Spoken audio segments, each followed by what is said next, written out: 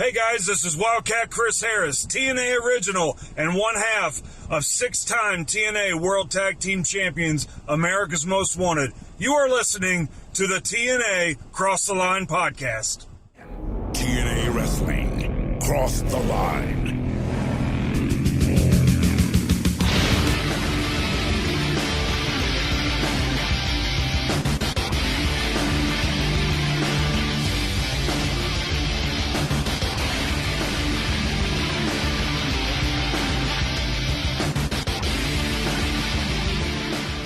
And we're back with episode 164 of the TNA Across the Line podcast. I am Colling Jr. With me, as always, is Dallas Gridley. And Dallas, last week on iMPACT, not only did we see Triton in action, but we also saw Jeff Hardy continue to be essentially lost in the mid-card shuffle because he randomly teamed up with Shocker to defeat the team of David Young and Lex Levette. But maybe there is some direction for Jeff Hardy because on that same show, Raven, the cool, hip Raven guy, tried to convince Jeff Hardy to essentially maybe make a tag team. You know, have my fans be with your fans, we'd be huge. They could be the new Rockers. But Jeff Hardy wasn't interested. So I'm sure that is going to just go swimmingly well with Raven, and nothing will transpire between those two. No. And there is also another potential tandem here that was created because Apollo defeated Sonny Siaki, but then they were like, hey man, good fight. And they shook hands, and they could potentially be another new tag team. Who knows? It would probably make the most sense. I mean, Siaki hasn't done anything of relevance since Don West went rolling down a hill during the Asylum days. Oh, man. Which is probably nearly a year ago that happened. And then the main event was a no contest between America's Most Wanted and Pi Delta Slam. And that was because of a Team Canada getting involved, because, of course, they have some issues here with AMW. And then also kind of irrelevant to anything, the Disciples of Destruction defeated Cassidy Riley and Shark Boy. That happened earlier in the show too. And speaking of the Disciples of Destruction, I was listening to a murder podcast the other day at work, and a group of kids in like 2007 or 2009 or something like that killed some people, and then they dubbed themselves the Disciples of Destruction. Wow. So I wonder if they were watching iMPACT in March of 2005, and we're like, hey man, if we were to ever go on a killing rampage, that's our name. Destruction, DOD. Well, that is quite the interesting fun fact to tie us back here into wrestling. So I feel like, everything you just said, kind of not lots going on here at this time in iMPACT. And I also need to remind everyone that they are taping 3 shows at a time. And today's episode is the 3rd episode of the taping, which is always fun, as if any of our listeners used to listen to IcoPod, with myself, Bob, and our friend Austin Skinner, the tapings would get worse and worse as you continued on. Well, we have reached the final part of the taping.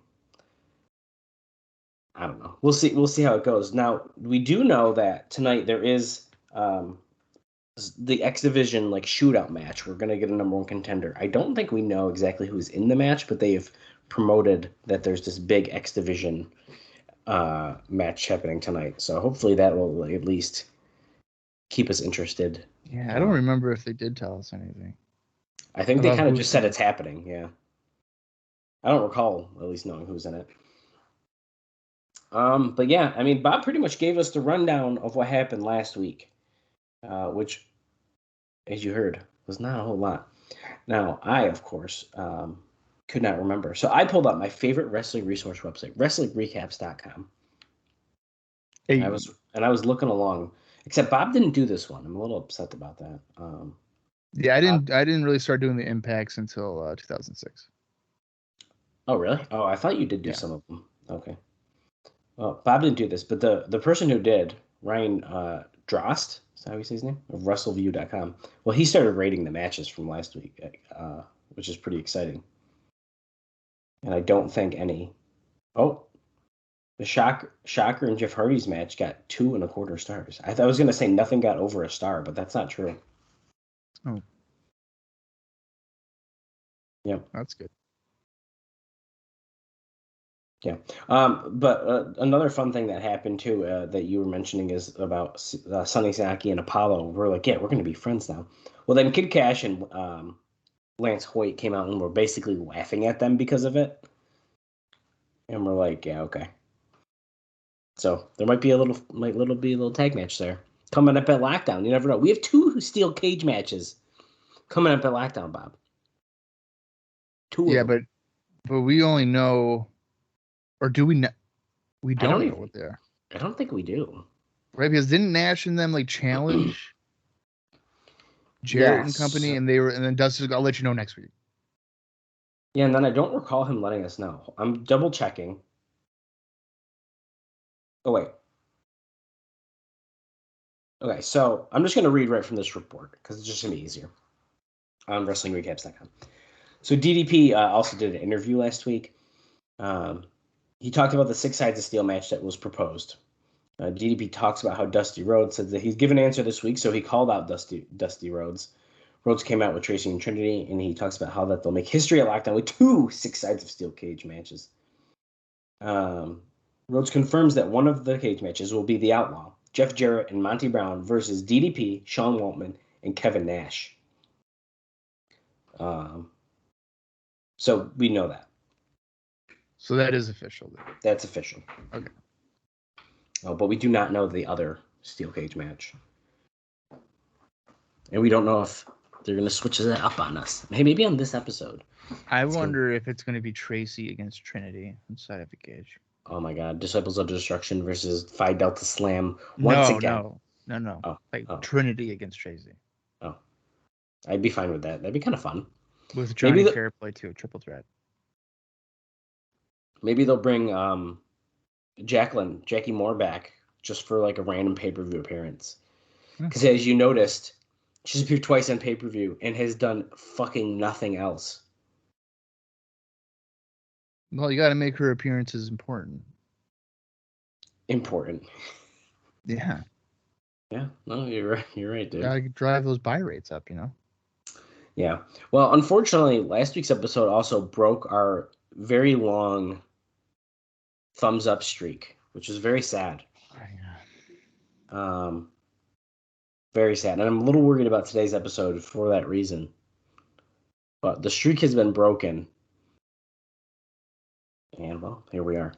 I don't have really... I guess we pretty much said everything that happened. I'm not going to read Dave Meltzer's recap of it because we literally said everything that he lists. So there's kind of no point. I think the only thing I don't know if we mentioned was AJ Styles attacked Abyss backstage after he was like scaring Trinity and Tracy after handing him, I'm assuming, his number 1 contender contract. It was kind of not really sure, but it seems like they are starting some kind of program there. Well, didn't the show start off with him doing something, and then like AJ like walked by, but like kind of stopped, and they went back to it, and then he attacked him? That was weird. Yeah, it was kind of a weird way they handled it. But I think that's really kind of the only thing, though, that we didn't say yet. So, fun stuff. Team Canada and America's Most Wanted, potentially at Lockdown. I think you might have mentioned that already, though, but, I mean, that'll be fun. They have good matches. Yeah, I still think that the wasn't it Cash and Hoyt match? That was better than Team Canada. Yeah, I think we did like that one better, yeah. Like a lot better. But. Yeah. Because that was at... What was that one on? Against All Odds? Yeah, I think it was Against All Odds. Because like Resolution was Team Canada. Right. Sounds Destination X, they had like an 8-man tag or whatever. So, yeah. Right. Yes. Good stuff. I don't have a lot to talk about before the show here, Bob. Actually, there's not a lot to talk about at all. I'm going to have literally 1, 2, 3 things to say during the show, and I got about 3 or 4 things to say here before the show. So there is not a lot happening. But Let's dive right into it. This is from the Wrestling Observer newsletter from April 4th, 2005. Dave notes that while a lot of rumors have flown since Spike dumped WWE, the possibility of them going, or them being TNA, going on Spike seems less than a Hail Mary. Although Jeff Jarrett may have had a meeting scheduled to try and convince them of the benefits of a renewal of the Monday Night Wars. So we kind of heard the rumor, I think it was last week or the week before. It's the first time we heard Spike TV and TNA kind of thrown out together. Right. He continues, unlike with USA Network's public posturing that they didn't want wrestling anymore in 2000, but talked seriously with ECW about a Monday night show, Spike is very serious about it and has no intention of competing with Raw for the wrestling audience. If they did, they would put UFC in its place and have already told UFC officials that they want to move them into a primetime slot, but away from Monday night. So they aren't in competition with Raw. Now compare the 0.2s that TNA gets on Saturdays at midnight with the 1.6 average that UFC gets on Mondays at 11:10 p.m. It should be noted that UFC did a 0.9 and a 0.7 in its first two FSN TV specials, while TNA has never done half that, and it has a regular time slot. So it's kind of interesting. I'm very curious. He kind of goes a little bit further into this, but I don't think it's super important or relevant. It talks a lot about the UFC stuff. But I think it's interesting to see how this is slowly progressing. And as talks continue, and we will definitely be talking more about this in coming weeks. Yeah, I mean, but this also kind of shows that we're on the cusp of UFC really breaking out into being a huge, like, sport. Because for the first, 10, 11 years of its existence, it was barbaric. It was, this, that, and the other. But sometimes it's crazy to me to think about how long UFC has been around, because I feel like I didn't really even know much about it until it really did explode. Yeah, I mean, it was like an outlaw thing. Like when they first started, I believe it was like 93 or something, early 90s for the pay-per-views. There was no rules. You could literally punch a guy in the nuts 20 times. Like, that's how somebody won one time, because they just punched him in the nuts like 20 times and the guy quit. He's like, okay, well, now my balls hurt. What the fuck? Yeah, I didn't know that. Oh, it's ridiculous. They had no gloves. You could I wear. did know that, You could wear whatever. Yeah, you could wear whatever you want. It was just really weird, but it really started breaking out, from what I remember. Like Tito Ortiz and Chuck Liddell, they had a huge thing, but same thing with Shamrock and Ortiz too. That was some good money for them, but it like consistently didn't start really getting going until The Ultimate Fighter, which would appear on Spike TV. And the fight between Forrest Griffin and Stephan Bonner, which was unreal. I remember watching that fight, and it was incredible, and it got me into it. So, and I can't think of the date off the top of my head. I can look it up real quick. But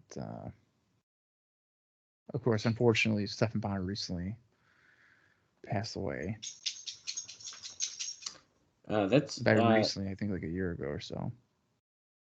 Yeah, I think that's pretty interesting. Like I said, I feel like I didn't really pay much. I mean, I don't actually really pay that much attention to it now, anyways. But there was a span of time where I was like kind of getting into it and like watching some fights and stuff. But I thought it was fun. Well, so this is funny, Dallas. That fight with Stephan Bonner is on April 9th, 2005. Oh shit!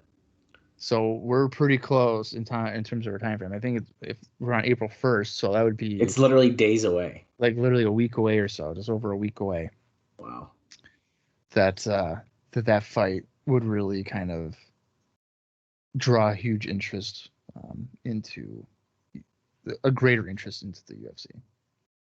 Wow, that's really crazy. Very interesting stuff here. And you guys can take a listen to our side project about UFC coming up soon. No, I'm kidding. I would totally do that. By the way, if anybody wants to do a UFC podcast, just hit me up. I bet Let's that'd be live kinda watch fun. all the UFC cards. I mean, the good news is like you can skip a lot of it because some of the fights are so short. Then they just talk for like 25 minutes. That is that is very true. I mean, anyway, it's noted here that there is no end in sight for the dispute between Time Warner Cable in New York and Cablevision, which owns Fox Sports Net in New York, as well as MSG, which basically blacks out TNA of the New York market. So TNA is not being shown in the New York market at this point because of that situation. But in a positive note, ESPN International Japan has decided. Sorry, it's not good news. I misread it. It's actually more bad news. ESPN International Japan decided against signing a deal with Fox Sports Net in the U.S. that would have put Impact on TV in Japan.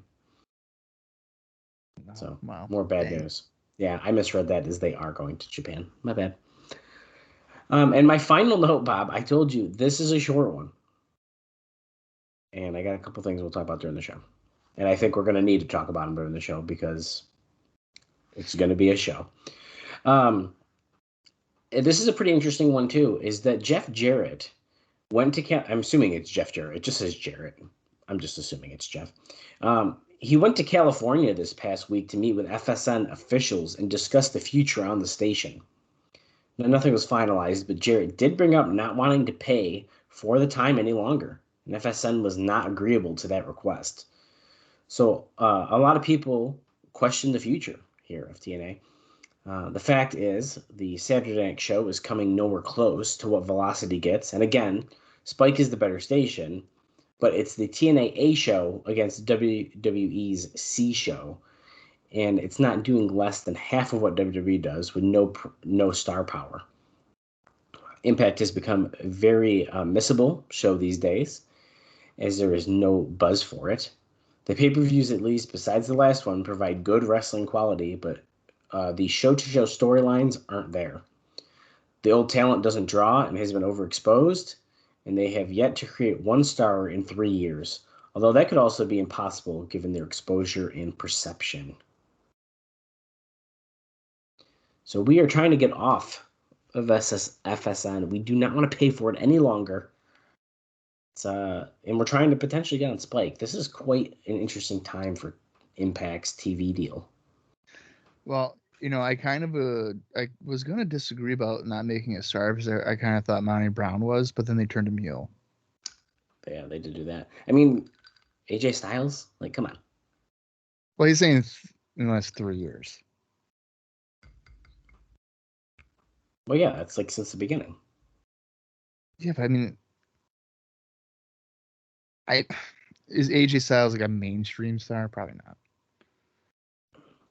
So in that regard, no, I guess they haven't. But if you were to go a TNA star, AJ Styles would definitely fit that description. I guess he is probably talking more mainstream stuff, and that's why he mentions, given their exposure and perception, that's kind of impossible for them. Yeah. At this time, so I think that's probably fair to say. But I was thinking more TNA or, I mean the hardcore fans because if people are going to these Ring of Honor shows and I'm just using an example before you try to yell at me about it. You go to Ring of Honor and or let's say you happen to know who AJ Styles was because you did see an Impact. It's then you're going for him, or you know what I mean? That kind of idea. Yeah, I think though to some extent that Ring of Honor and TNA, it's kind of the same audience. Well, that's kind of what I mean. So it's that hardcore fan who, we'll say underground, right? It's not super known. Yeah, that's kind of the feeling I got for it too. It kind of surprises me that they don't Ring of Honor. I mean, I understand the context of why they didn't because of the whole RF situation. Mm-hmm. But I think you'd think maybe that they would work together more regularly, and not have it be such a bicker between the two companies. Yeah. And for me as a viewer, it was weird if I saw Alex Shelley in Ring of Honor, I didn't really attach anything he was doing in TNA or Impact. Like I was able to separate it. Like he was a top guy for them really with Generation X. Meanwhile, he's being like the baby bear for Impact. Right. You know what I mean? So like if I were to bring over the Impact stuff it might like impact my perception of him. But as a wrestling fan, I've always been able to just like, oh, it's its own universe, or this is its universe. So I'm able to like keep it apart.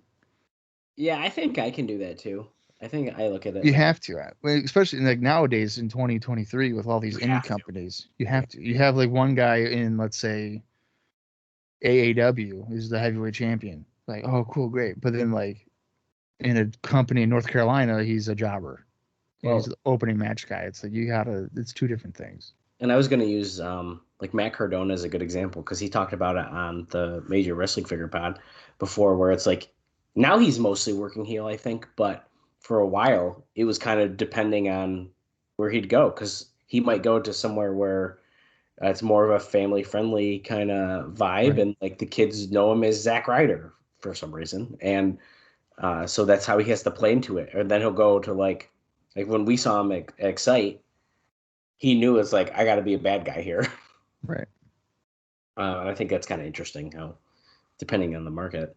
And it's like some of these places, like, is a random person in fucking anywhere, I was like California, going to be like, I'm going to watch Excite Wrestling and see. No, right. Matt Cardona's going to go. So that's where that kind of stuff can happen. But that's why you have to be able to separate it if you're going to watch like these random indie shows. And I think another great example, especially for early TNA, is on the indies, CM Punk and Raven were having a blood feud for Ring of Honor and MLW and all these other different companies. And then in TNA, they're aligned together. Mm-hmm. So, again, like you have to break it up into different universes. Like in the Ring of Honor universe, they hate each other. But in the TNA universe, it's like, okay, we're pals. Yeah, I mean, totally. Which could get confusing for people that can't do that, but you just kind of have to do it. You have to train your brain to do that. It's like any kind of actor. If they're in one show as a villain and they have another show, they're the good guy. That's all exactly, it is. It's just acting. That's exactly what it's like. Exactly. Yeah. Good stuff, man. Well, we will see what happens as we move forward here with our whole TV deal and stuff. I have a really fun Kevin Nash note we're going to talk about during the show. That's my little tease. The other two notes aren't as exciting, but that is all I have to talk about prior to heading in to the April 1st, 2005 edition of Impact. All right. Well, let's get into it. The runtime for April 1st, 2005 Impact is 44 minutes and 19 seconds, approximately. Who knows? Depends on where you're watching it. If you want to watch along with us, head over to Impact Plus or find in your own personal collection. That should work as well. I'm going to count down from 3. And when I say play, that is when we're going to cross the line and watch some TNA. So here we go. 3, 2, 1, play. Oh, mine's coming out of my speaker, I think.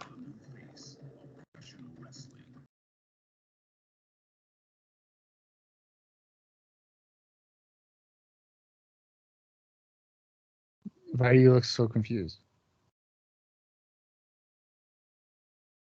I just muted it, but it's coming out of my computer speaker and not through my headphones.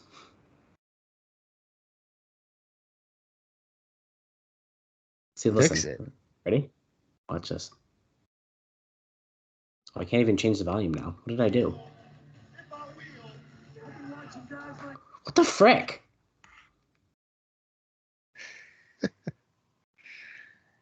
We're live, pal. Live, pal. It's playing. We're watching it. Bob, talk about what's happening while I'm fixing this crap. We just have an opening vignette here where I believe it's Kevin Nash gets attacked backstage. And DDP's in the ring. Jeff Jarrett's cutting a promo on the big screen. Okay, I got it. It's fixed now. Yeah, it is Kevin Nash. Are they taking Nash out of the match? I did forget that happened. There's a very good chance they may be taking Kevin Nash out. Who do you replace him with? Oh, do you do?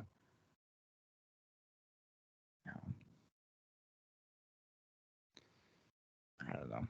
I mean, because it's Jarrett, Monty Brown, and Outlaw, right? Yeah. So then on the other side, it's Page, Pac. Waltman, Page, Waltman, and then if you replace Nash, you replace him with like Conan or BG James or something for the Outlaw tie-in. Yeah, you definitely could. I think you know what? What if they do BG? So they're like, yeah, like I'm gonna fight him, and it like kind of helps Conan be like, okay, I believe you, and then he turns his back, and he joins him. Do you think that I feel like BG James should be a heel with the Outlaw? I think it would actually make him a lot more interesting on these shows. Although the last time he was a heel in TNA, he was using slurs. Oh yeah, that's right. So that was icky. That was pretty bad. Bunch of pyro. That's about $100,000 flushed down the toilet. Right. Since this is the same taping as previous, there was at least at one point 800 people in this building. Now, mind you, 3 hours later, it's doubtful they're all still there. I doubt it. But just as a reference point. 4-man X Division shootout here tonight. Winner fights Daniels at Lockdown. 3 weeks away. Or 4 weeks away. Sorry. We have 4 more episodes Impact after this. No, we have 3 more. We have 3 more after this. 4 counting this. 8, 15, and 22. Yeah. Jesus. Oh, breaking news. Abyss versus AJ Styles inside of the steel cage at Lockdown. See, now, does that really justify a steel cage? No. Realistically. No. But here comes the phenomenal one. Like, oh, hey, I saved Tracy and Trinity from an Abyss attack, and we brawled into some hay on the back of a pickup truck. Put him in a cage. I mean, I don't think that's how that works. At Lockdown, it does. AJ Styles coming out in his front tucked in, buttoned up shirt, slapping the fans' hands, kissing babies.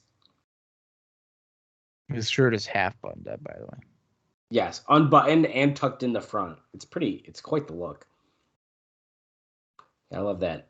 Early 2000s. He's joining today. He's kind of dressed up like Don West. Yeah, but Don West actually makes it look good. Well, definitely fits Don West more, yeah. Uh-oh. Oh, great. So Styles is on commentary right now, and here comes the Monster Abyss. Oh. Winner of Styles versus Abyss. Okay. There we go. The winner gets a NWA title shot. So it's almost like Abyss is putting his title shot on the line. Yeah, but that's not what it sounds like. That's not how they're wording it. They're making it sound like it's a #1 contender match. Right. But Abyss technically gets a shot still. Right now. Oh, yeah. Abyss has one indie note. Back on March 26th, he defeated Amana in a dog collar match for NWA Cyberspace. Oh, wow. In Wayne, New Jersey. It's funny you say that. I have a note about that Wayne, New Jersey show as well. Here's Abyss's opponent, Cassidy Riley. This should be good. He's going to kill him.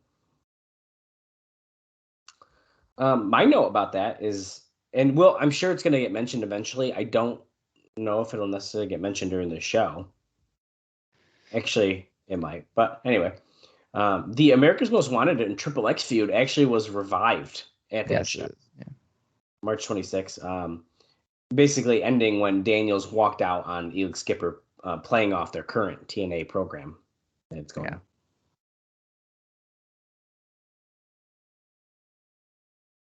Here's Abyss against Cassidy Riley. And Cassidy Riley recently announced his retirement. And I believe it's this weekend, the weekend that we're recording, not April 1st weekend. Oh, I didn't see that. His retirement show, I guess, I think was sold out. Oh, wow. So congratulations to Cassidy Riley on a retirement and a successful retirement show at that. Do you know who he's facing? I do not. Okay. Abyss with a big splash in the corner.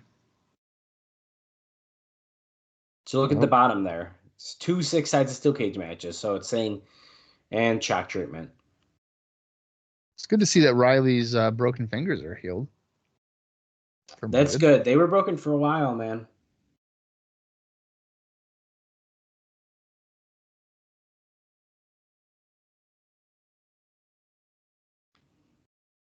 Okay, Irish whip. We know what's coming up next, right? That's right. The black hole slam.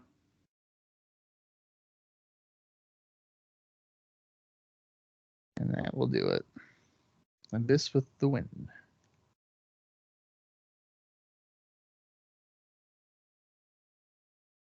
Dun, dun, dun. Oh, that was a quick opener match here. Is he just gonna walk by AJ and not even talk to him? Oh.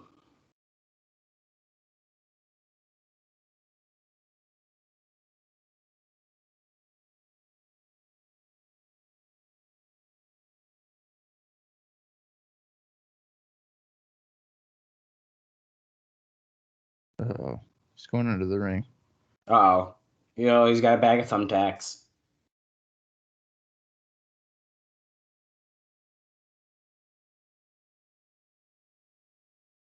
Why isn't AJ gonna help him? He's just gonna let Cassidy Riley get tacked? Oh, Jeff Hardy. And Twist of Fate. Okay, I did not expect to see Jeff Hardy come out here for the save. And Styles is literally sitting ringside.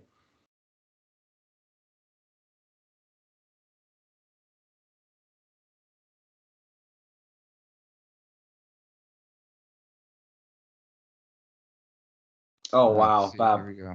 Well, I'll say it after this. I was just looking up Riley's retirement show. Is it bad? No, it's kind of cool. Hardy ducks the clothesline by Raven and Abyss, and here comes Styles with a flying forearm. See, this is bullshit. Styles only helps because Jeff Hardy's out there. Damn it, Raven. Damn it. You see that? Yeah, I did. He had drop kick and it was like, blah, and then fell through the middle rope. This screams a TV tag match coming up. I actually don't hate it. And Hardy against Raven and Abyss. I'm cool with that. I don't hate it either. I think that would be a strong bait of that. Yeah, definitely. Okay. Well, we're back from commercial. Cassidy Riley will be facing off against his one of his former partners, Bob. Chase Stevens. No shit. Yeah. Oh wow. Okay. That's pretty cool. That is pretty cool. I was gonna guess Chase Stevens because that just seemed to make the most sense to me. But... Yeah, that's pretty cool. And it's taking place, by the way, or it did take place because this is April 1st, on March 18th, in West Monroe, Louisiana, on BIW Hot Shot Forever. See, you like that tie-in? Interesting. Other people on that show, I don't know any of them except Vladimir Golov. He's there. I don't know him. That's the wrong Vladimir I'm thinking of. A little highlight package here. So, Bob, that means that you get a special fun note. That's right. TNA sent out notice to their street team asking for volunteers to help permeate the city of LA and the Staples Center with TNA posters, flyers, and stickers and so forth this coming Sunday. It's because there's the WWE show. Alvarez notes that he predicts that WWE will shut these people down very quickly. And what was it? There's a WWE show. Let me see when this is dated. So this is dated April 4th. The when this came out. So there's a WWE show in LA, Staples Center. I think, is it WrestleMania? Is this WrestleMania 21? What? WrestleMania 21 was that this? No way. Hold on, I'm looking it up. So there's a WWE show here in LA. Yes, it is at the Staples Center. It Yes. is. They have. Yeah. I didn't realize that. Yeah, so they're trying to TNA street team people to go hand out TNA posters at WrestleMania. Because April 3rd, 2005 was WrestleMania 21 at the Staples Center. We're getting a very weird long triple X like story package right now.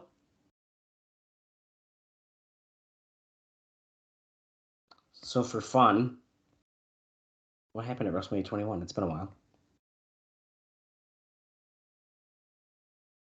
Oh, dude, this is a good WrestleMania. Dude, WrestleMania 21 is a stack show. Oh, dude. And you want to know what's funny is as a teenager, I didn't want to get WrestleMania 21 because I literally knew like all the results.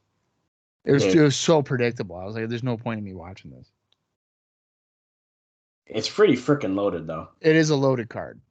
Batista, Triple H, Cena, JBL, Angle, Shawn Michaels, Undertaker, Orton, the first Money in the Bank, Rey Mysterio, Eddie.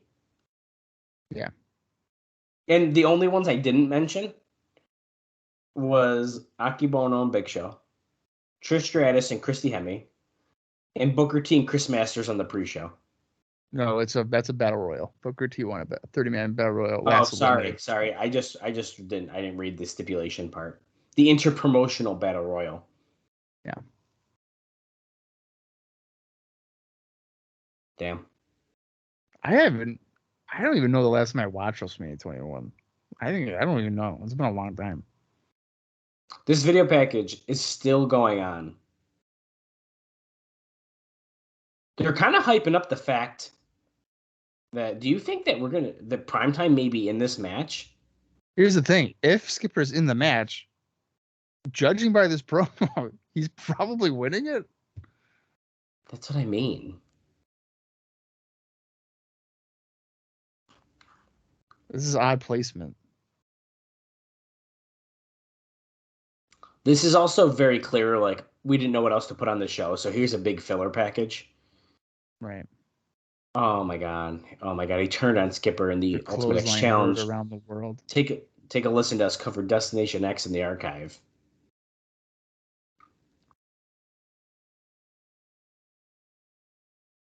He did win it for the first time in his career.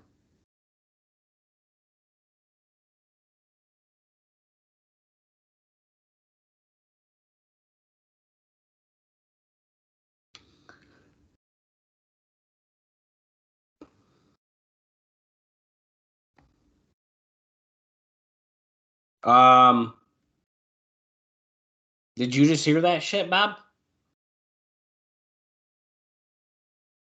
You motherfuckers. Okay, well, it just happened, so we can say it. We just got the announcement, guys, that Elix Skipper will be facing off against Christopher Daniels for the title at Lockdown.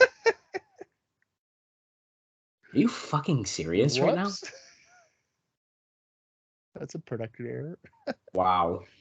Well, Mike Tenay is sitting down with Monty Brown for an interview.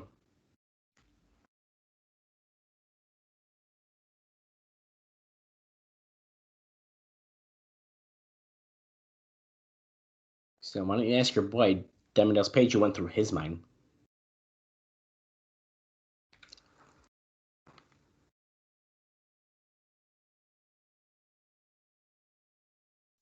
The post-match celebration with you and Jarrett. I can't get it out of my mind. You owe me one. Well, what does Jeff Jarrett owe you? I don't got an answer to you anything. Oh, shit. You might get slapped up. Don't you talk to Tenay like that.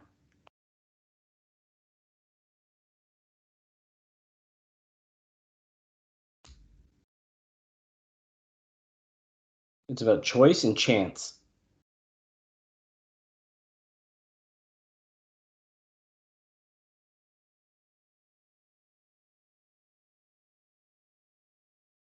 I messed up your pay-per-view, and I can do what I want around here because I can.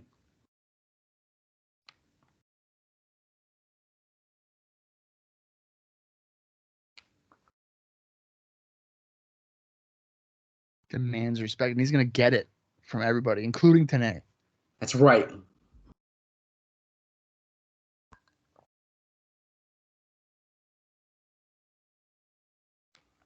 Survival and pain. That's just 2 words. That's 3 words. Survival and pain. The "and" is a word. Technically, you're right. DDP thought that was painful. That pounce at Destination X. Wait until lockdown. We will survive. That's what we do.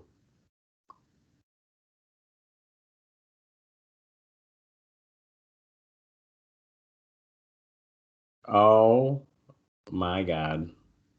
Hold our own. Because he said it. He said he's going to be like, him and Jarrett are going to be like Pee Wee Herman in the movie theater.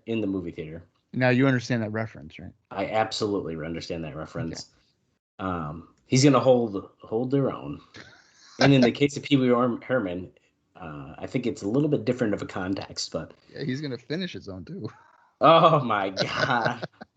Wow, I did not expect him to just say that. No, That must have happened like right around this time, then, right? No, I think that's way earlier, isn't it? Really? I'm gonna Google. Yeah, look it up. I don't think that's around this time. I thought that was earlier. I could be wrong. Okay, Bob. Well, we're getting another fucking video package. And here's Nin debuting at Against the Odds, and then Sean Wellman too. Oh wow, dude! It's way earlier. I didn't realize. Yeah, it's like. Is it like the 90s? 91. 90. That's what I was gonna say. 91. Yeah. Wow. The way that people would joke about it and talk about it, I did not think it was that long before. I mean, that's even before really the Pee Wee movies, isn't it? Oh, I don't know. I haven't seen like any Pee Wee stuff. Like that was never my thing. I liked the Pee Wee Herman stuff. But I like that Pee Wee Herman he kind of turned into like a weird like cult following. I feel like after this all happened, where it's like now adults just like him because he's weird. Yeah.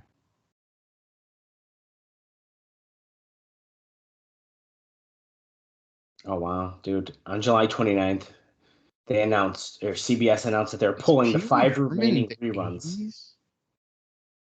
He's what? Pee Wee Herman. That was in the 80s. So yeah, that incident in 91 was after the Pee Wee Herman stuff. Wow. We're seeing Destination X highlights, by the way. Oh yeah, 85's Pee Wee Big Adventure. Yeah. Wow. Pretty interesting. I'm going to give you my final note of the night, Bob, because we just have another video package. And this is a pretty crazy one here. And we just saw a video package of Kevin Nash being attacked. Well, we're going to be adding Kevin Nash to the list of people who are unhappy here in TNA. He did an interview in Pro Wrestling Torch where he complained about not having fun and it not being worth it while worth his while to make the 80-mile trip for the $5,000 payoff. He complained that while he likes Jeff Jarrett, he lost all his pay-per-view matches and he injured his knee against the Outlaw on pay-per-view.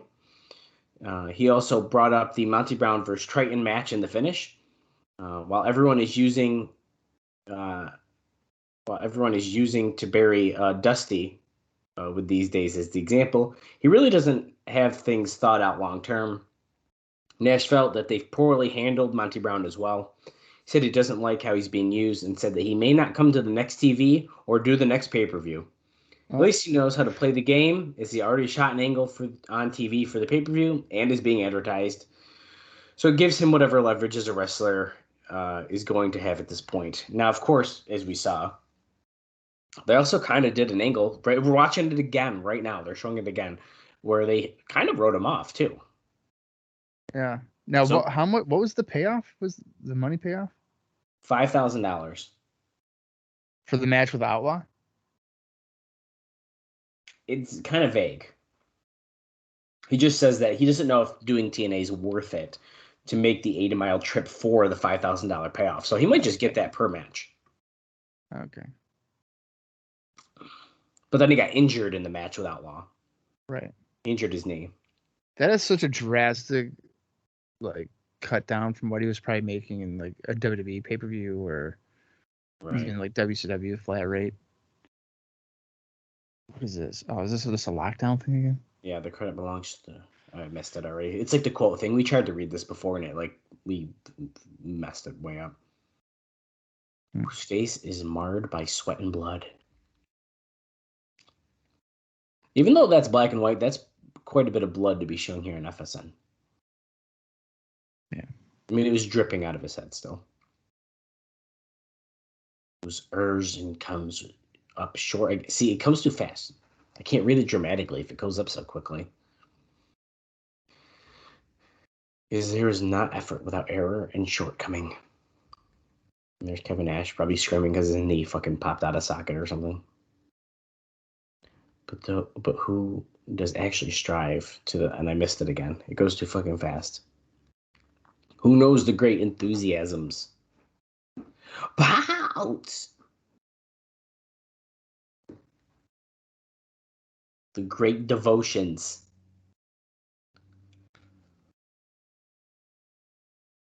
Who at best know the triumph of high achievements.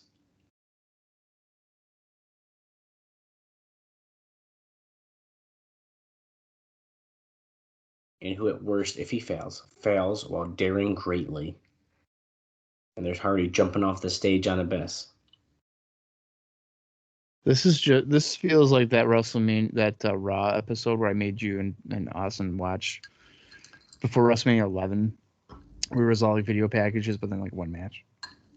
Right. Yeah, dude.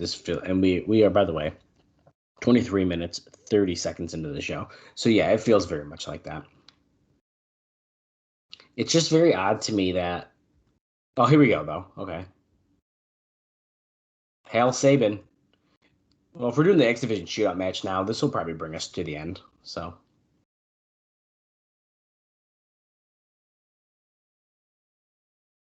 The stars of the No Limit X Division.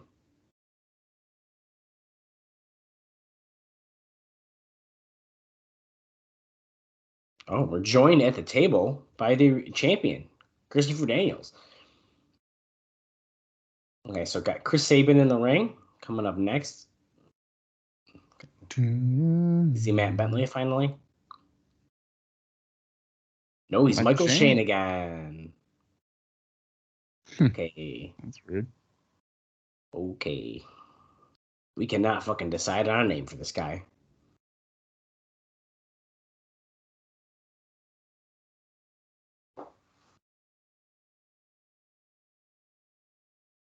Just say it. Say my name. Primetime, baby. Wow, Bob. I wonder who is going to win this match. I have no idea. Not that it was just announced right before this match.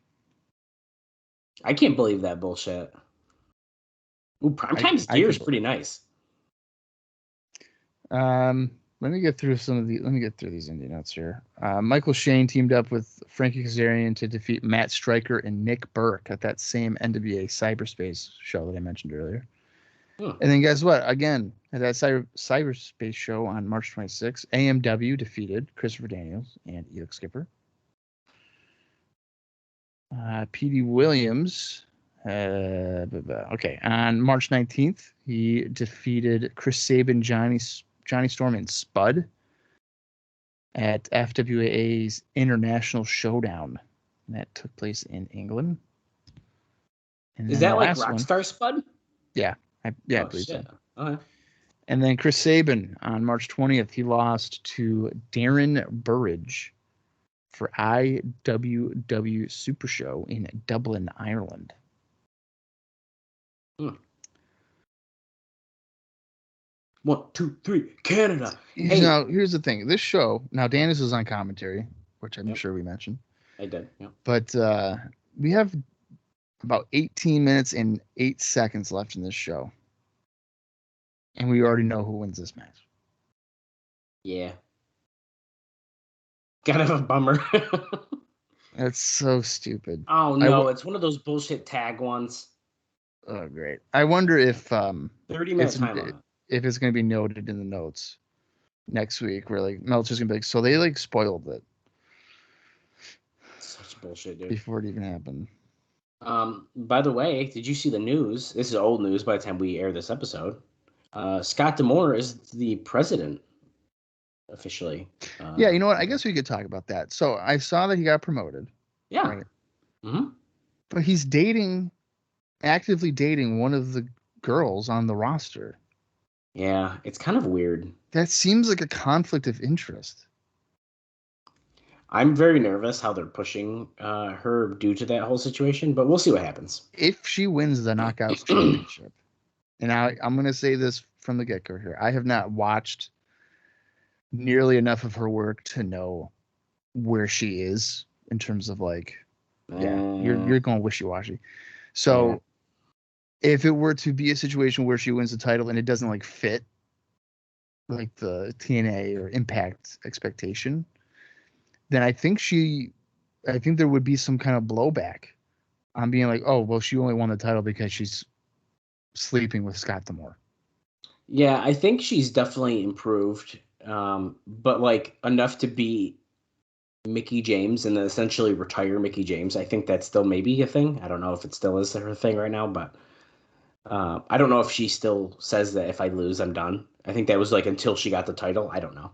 But regardless, I don't know if she's like beat Mickie James level. Right.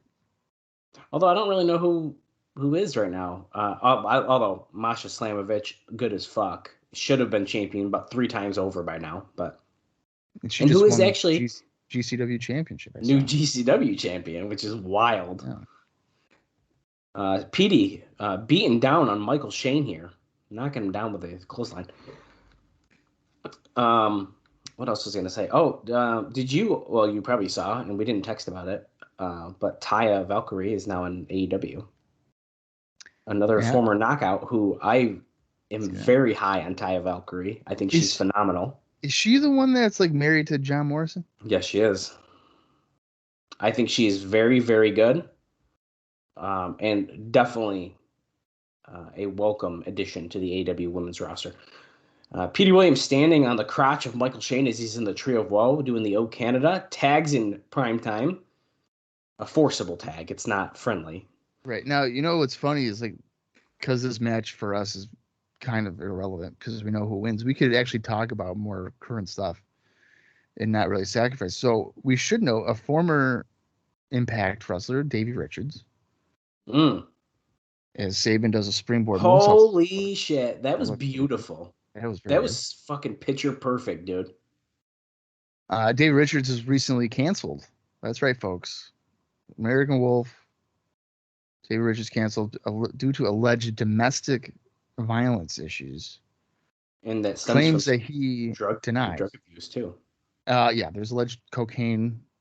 It relates to it. That's why I mention it. Right. Yeah, there's a tie in there.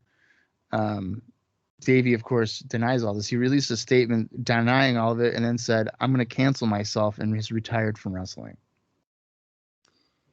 Which, mind you, he's retired a few times at this point. At least twice. At least, that's what I mean. Yeah, it's kind of a bummer. I mean, mind you, I'm not like the biggest Davey Richards fan in the world.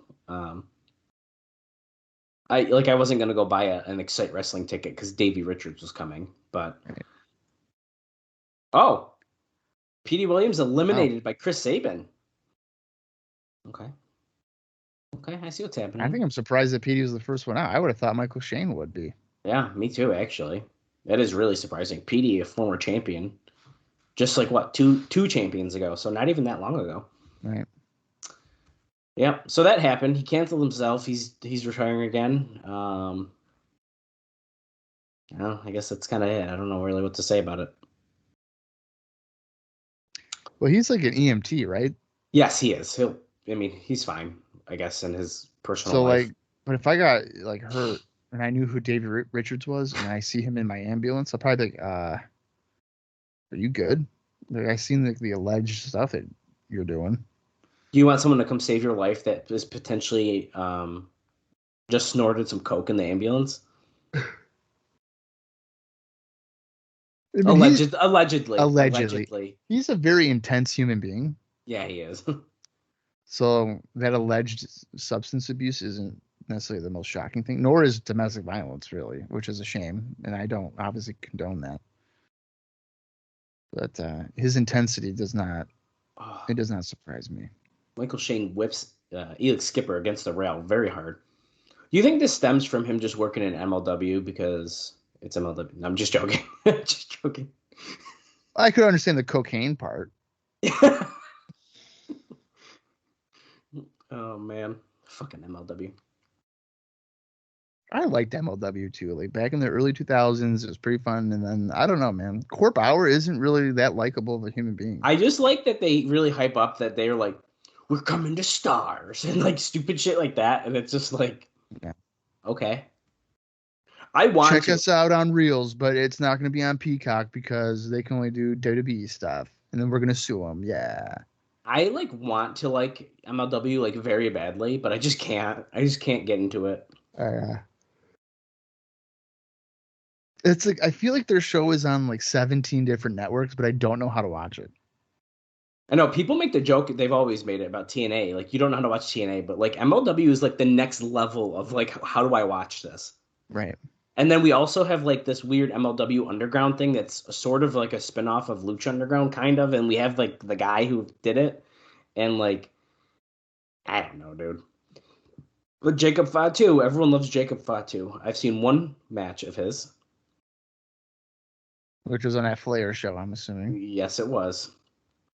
And then there's Alex Hammerstone, who like is like jacked.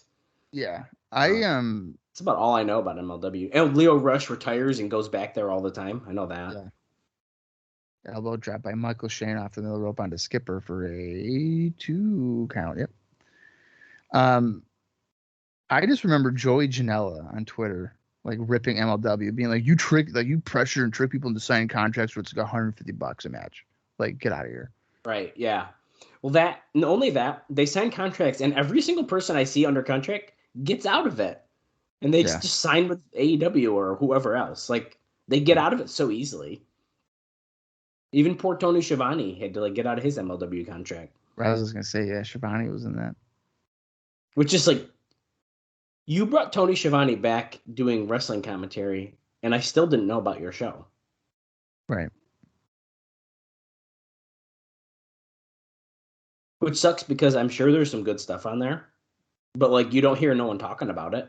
The only MLW, double crossbody, Skipper and Shane taking each other out. The only MLW talk I see is when they post that they have a show airing at whatever time. I see nothing about matches. I see nothing about fans being excited about it. I see nothing. Yeah, I really don't either. I'll see posts sometimes where it's like War Chamber, but then like I don't understand. Like, I don't know who's in it. I don't know why I should That's care. what I mean. Look, I'll go to their page right now. They have like action figures coming out, but like who watches enough of it to like buy those? If MLW has action figures, how does Impact not have like regular figures? They are starting. Did you see? Let me show you. I actually am gonna have to buy at least one of them because I have a thing where sudden death, boom. Oh, you got him. That should be it. That's it. Skipper eliminates Michael Shane. Yeah, Bob, they do have a couple. These are concept arts. We have Eddie Edwards, Deanna Purrazzo, Jordan Grayson, Moose. You can pre-order them now. Not an ad. Just 4. It's Series 1. And I have to get Eddie Edwards because he's a 2CW guy. So is Moose. He's been there, but he's not a 2CW guy. Who are the other two? Jordan Grayson and Deanna. Deanna's was there too. She was there, but she's not a 2CW person. What defines a 2CW person? Eddie is like, he essentially was like a local guy. So like right now, for example. Yeah, he was there pretty early. I have Colin Delaney's figure from ECW because that's literally what he wrestled at 2CW at for a while. Right.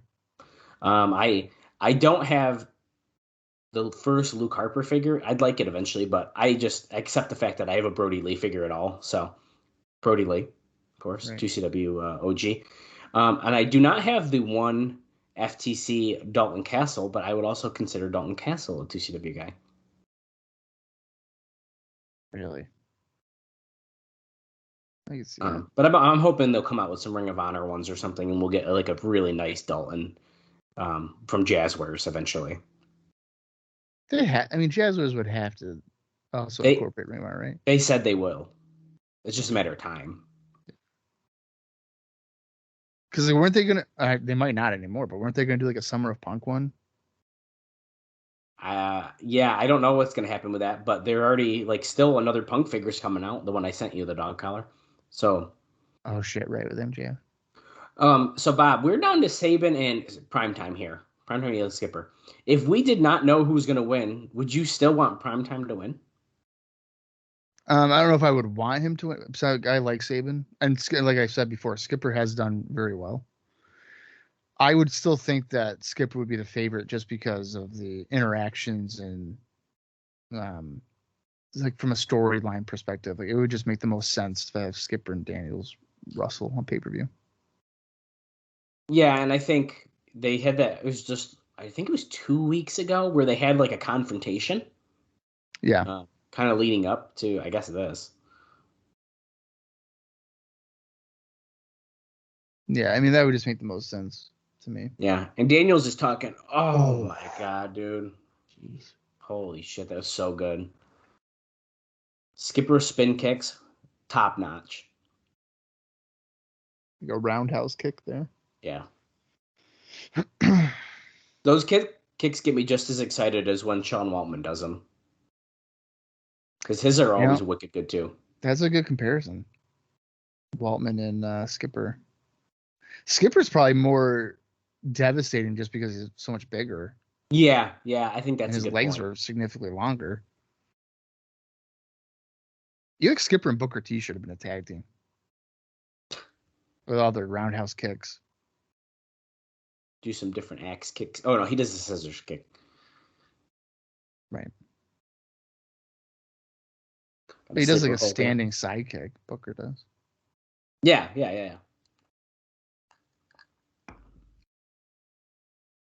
We are 39 minutes and 2 seconds into the show, meaning we have 5 minutes, 14 seconds left.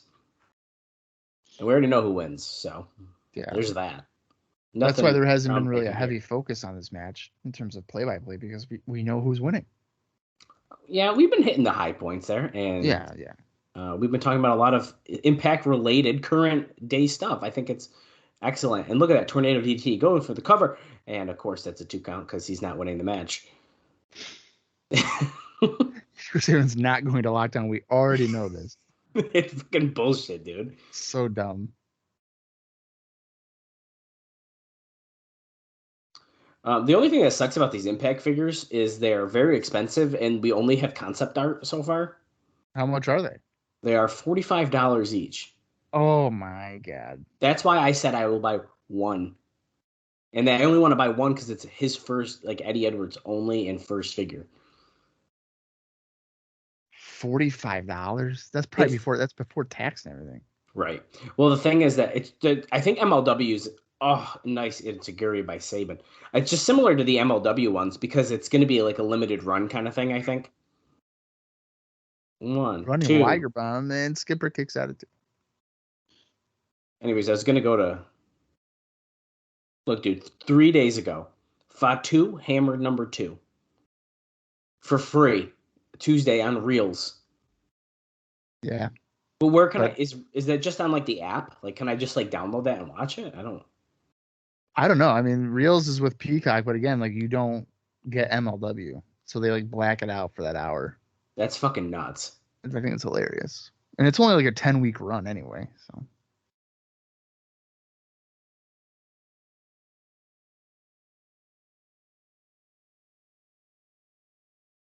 Nice uppercut by Sabin.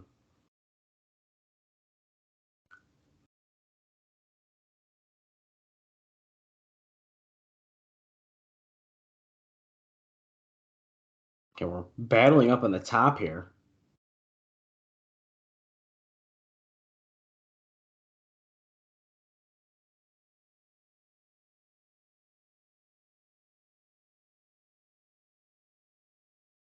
You can buy your Battle Riot poster, Bob.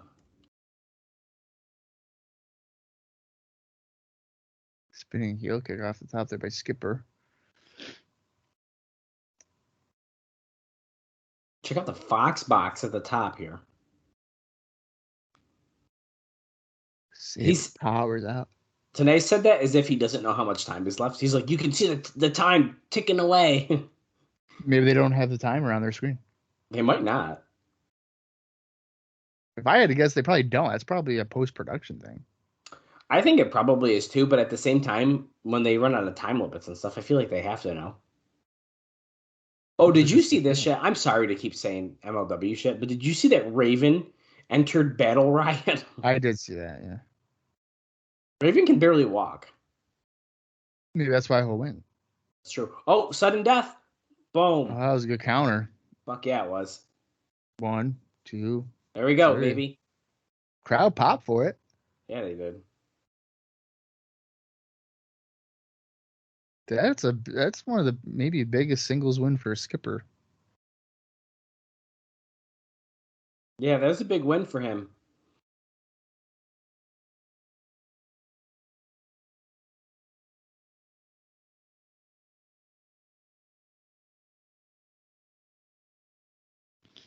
Unfortunately, it was spoiled for us, so we already knew it. Dude, that sucked. We're seeing some highlights here throughout the match. Probably just the eliminations. Petey was eliminated after a super kick by Michael Shane, and Sabin getting the roll up. And then Skipper countering Shane with the sudden death. 1, 2, 3. And then guess what? Counter to head scissors by Sabin and sudden death. Very nice. And 1, 2, and 3. If we didn't know the finish, that would have been a lot more exciting. I would say so. Could we see Primetime dethrone his former partner, Christopher Daniels, at Lockdown? I'm going to say no. Probably not, but I'm excited for the match. I think it's going to be really good. If only they could, do more than 2 cage matches. If only. Only. My house. And there we go, Bob. We go off the air. TNA. Wrestling. Well, Bob, what'd you think? A lot of video packages. A lot of video packages. Wow. But I would say, the production blunder. Yeah. Telling us that Skipper was going to win before that happened. Despite that, I would say it was a solid show. The main event was a good match. No, I agree. Despite, again, a spoiled finish, but. And I gotta say, for a throwaway Cassidy Riley Abyss match, the after of Styles and Hardy standing off with Raven and Abyss kind of got me a little excited for the potential of that being a TV main event match. It's got to be, right? I would hope so. So I kind of like that. The Monty Brown interview was good. At least we got to hear from someone else too. So, there was positives in between the extremely long video packages and that unfortunate production error. I thought it was a good show too. It was certainly a filler episode. You could tell that it was, but unlike some of the Raws that we used to watch where they'd have the people you don't care about squashing people you don't even know for 45 minutes, at least we had some decent action going on. Right. And some excitement. And so, yeah, I agree. It was just a bummer of the issue that we had and that we didn't have a little bit more meat on the bone, but it wasn't bad. It was good. But we do have 3 more episodes until Lockdown. And I think that's the more exciting part. And now we'll say it again next week, but it's another 3-week taping. So it's going to be an interesting one. Yeah. So no, I think we're, again, all those, even with the blunders, still a solid show. So that has me maybe a little bit more excited for this next Yeah, taping cycle. So that should be interesting. But I agree. all right. Just like Dallas said, we are now 3 weeks away from lockdown 2005. So let's continue our trek through impacts when we return next week. Until then, for Dallas Gridley, I am Bob Colling Jr., and this has been the TNA Cross the Line podcast. Just say it. Say my name. Prime time, baby.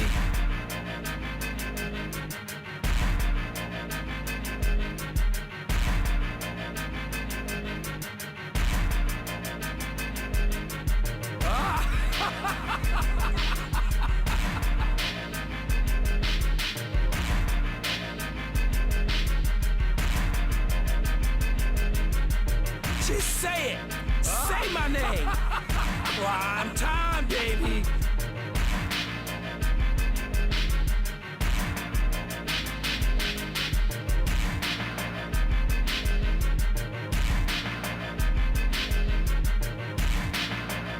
Just say it. Say my name. Prime time, baby.